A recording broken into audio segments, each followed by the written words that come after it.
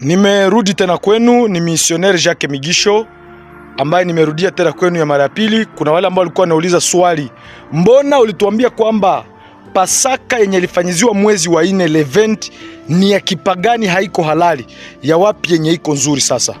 Na Pasaka yenye iko nzuri kulingana na maandiko matakatifu ni Pasaka ile ambayo Biblia inaturekomande. Ukiangalia kitabu cha Kutoka sura yake 12, Biblia inasema Mungu akawaambia, mkuwe munakumbuka siku yenye nilibatosha Misri, na hii kukuwa nakumbuka mtakamata mwana kondo pamoja na mkato siotiwa chachu. Munafanya nini? Munakula ile seremoni ya kukuwa nakumbuka siku nilibalibere.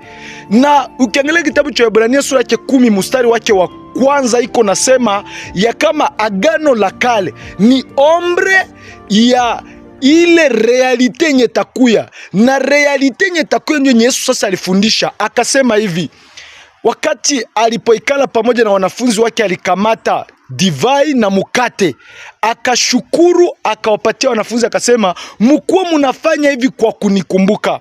Hakutupatia siku, hakutupatia siku gani, hakutupatia date fulani, hakusema ni mwezi wa 4 kwa sababu hatukujua pia ni mwezi gani yenye alizaliwa amo, na ndio vile hakutupatia mwezi yenye alikufa amo, na ndio vile hakutupatia date fulani, lakini kwa akasema tuko tunafanya hivi kwa kumkumbuka. Na Paulo naye mkitabu cha Wakorinto wa kwanza sura yake 11 naye anatuambia 23 namna gani tutapaswa kufanya, ni ukamata mukate na divai. Aseme wakati tunaikala pamoja tuko tunakumbuka Kristo sa vile Pasaka yetu mwenye alikufa limoja tu, na hafi tena wala haiko tena juu ya msalaba, na hatawaliwe tena juu ya msalaba. Ile ndio yenye walituambia. Hii kukuwa nasema kwamba aseme mukate usiotiwa chachu ambao walifanya mwagano la kale.